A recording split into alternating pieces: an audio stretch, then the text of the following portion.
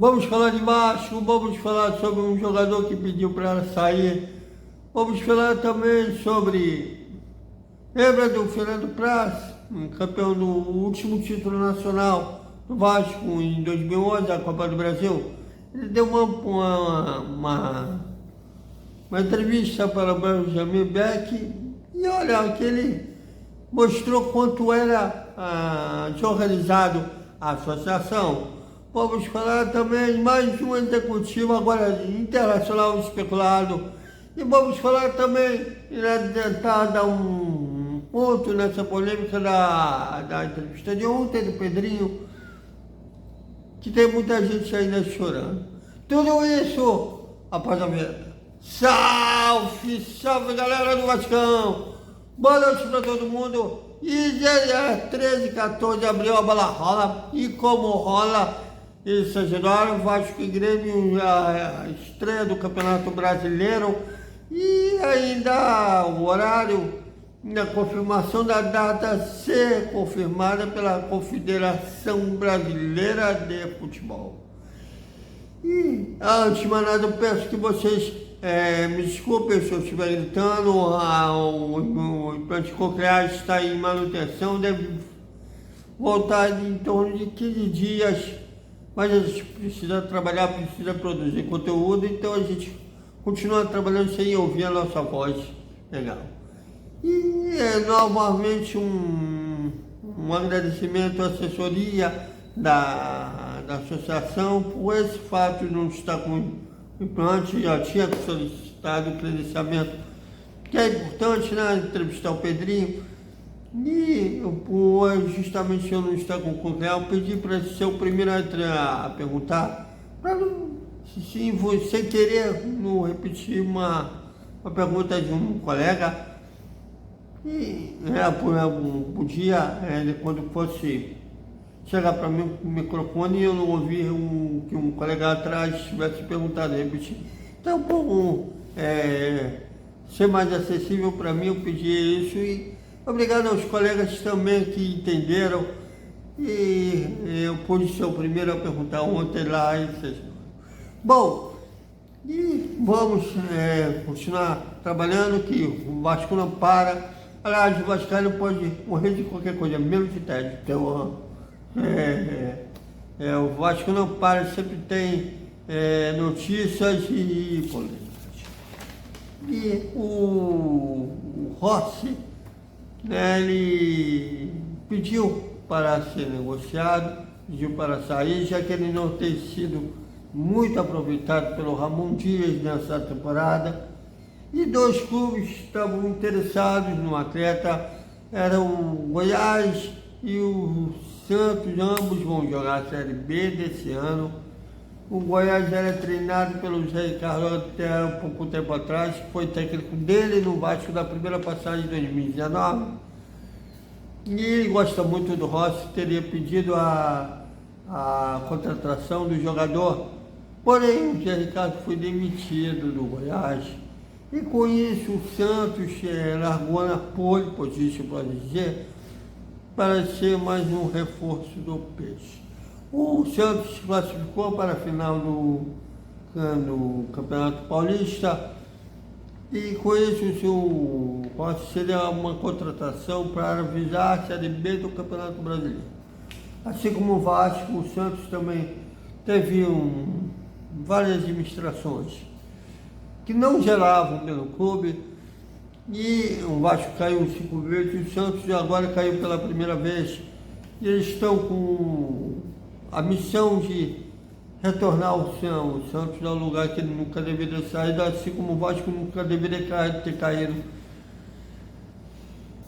E se ele sair mesmo, boa sorte ao Rossi, porém eu gostei dele na primeira passagem, mas nessa atual passagem, vamos dizer que a gente vai lembrar do Rossi pela primeira passagem, essa não vai deixar saudade. Mas foi uma peça fundamental. O último bom jogo dele foi contra o Fluminense no retorno, que deu aquele belo drible no Marcelo. O Marcelo deve estar procurando até agora a bola naquela jogada, e o cruzamento para o Bruno Prochete, fazer de cabeça um gol que abriu o placar a vitória de 4-2 sobre o Fluminense. E ainda o Vasco procura um substituto com Marcelo Matos, que foi demitido. Já se falou em Juninho Paulista, já se falou em vários nomes. E o nome, agora que o Atlético Sport teria entrado em contato com o português Ademar Lopes, que atualmente é dirigente do Bordeaux da França. Eles já são uns 3 anos lá. E desde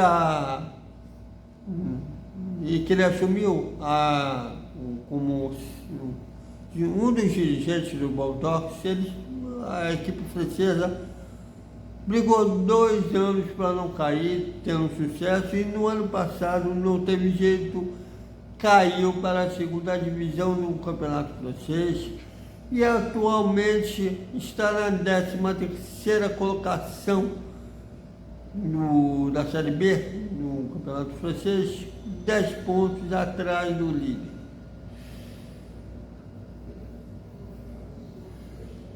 Bom, eu vou falar que conheço o trabalho do Ademar, até porque eu não sei como que é a política de contratação do Bordeaux, se ele teve autonomia de contratar e quanto foi a verba disponibilizada para ele também reforçar a equipe. Então é difícil julgar sem conhecer o trabalho do português, porém ele era um tipo de braço direito do Luiz Campos, hoje que é um dos executivos do Paris Saint-Germain. Vamos aguardar, porque a 77 teria feito uma sondagem, mas ainda não teria feito uma proposta oficial. São vários nomes, mas eu espero que quem venha para esse lugar do Marcelo Matos entre de cabeça no projeto e acerte o alvo quando for contratar, visando o Campeonato Brasileiro, a Série B, cadê a Madeira? E a Copa do Brasil. Que o Vasco faça uma boa campanha na Série A do Brasileiro e na Copa do Brasil. E pode falar em Copa do Brasil, vocês lembram do Fernando Praz, né? É o campeão na carreira, mas o Vasco foi campeão da Copa do Brasil em 2011, quase campeão, quase não, só não foi campeão por um erro da arbitragem. E depois ele foi para o Palmeiras, foi campeão brasileiro lá. E ele falou sobre a época de Vasco, o programa do Benjamin Beck. Eu acho que o Benjamin está no SBT, eu não sei se ele... Eu esbarrei com ele um dia no YouTube, mas não sei se ele está somente no YouTube, se ele está num canal de TV aberta. Mas seja como for, ele falou dos tempos de Vasco. Veja. Olha a confusão, gente. Ele diz que o Vasco pagou a ele o que devia, pagou a mais. Ele, Fernando Praz, corrigiu, está errado, está mais aqui. Eles deram uma conta para pagar essa conta a mais, devolver-se a mais, e mandaram para uma conta errada. Mas tem gente achando que a associação poderia tomar conta do futebol mesmo. Não, olha de organização. E com o time campeão. E para concluir o nosso boa noite, vamos tentar dar um ponto na polêmica do Pedrinho Horta, se bem que ao longo do ano, o ano está no começo, ainda deve ter muitas polêmicas, ainda esperando pelo Vasco, pelo jeito. Mas ontem, muita gente, caiu a ficha de muita gente que a associação não dá pitaco mais no futebol.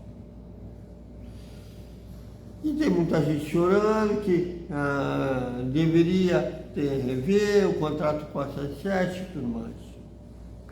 Bom, porque o Pedrinho não falou, ele não pode falar. Ah, se fosse político tal, teria falado. Não teria, porque tem cláusula com confidencialidade, tem que ficar de boca fechada. Isso existe em todas as empresas do mundo. A Coca-Cola, por exemplo, quando alguém trabalha na linha de frente, convive com o segredo dela, essa pessoa tem que assinar um contrato de confidencialidade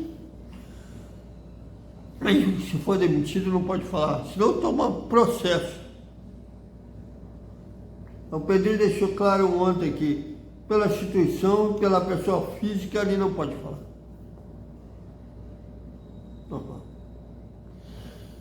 E até que, eu já vi cada besteira, até torcedor falando de CPI do Vasco. A Coca-Cola, por exemplo, quando lá com o ano 90, o início de 2000, até tentaram fazer uma CPI da Coca-Cola para saber o segredo dela.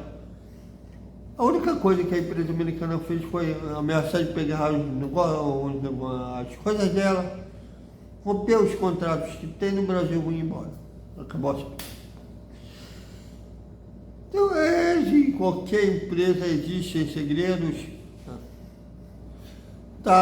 Deveria muita coisa que deveria vir à tona, mas por um lado a gente tem que pensar que a política do Vasco é tóxica.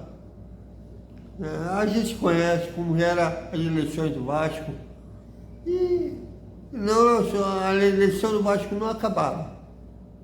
Né? E quem perdia torcia pelo pior, melhor. Eu acho que foi uma tentativa, inclusive, de se proteger contra essa toxicidade da política do Vasco.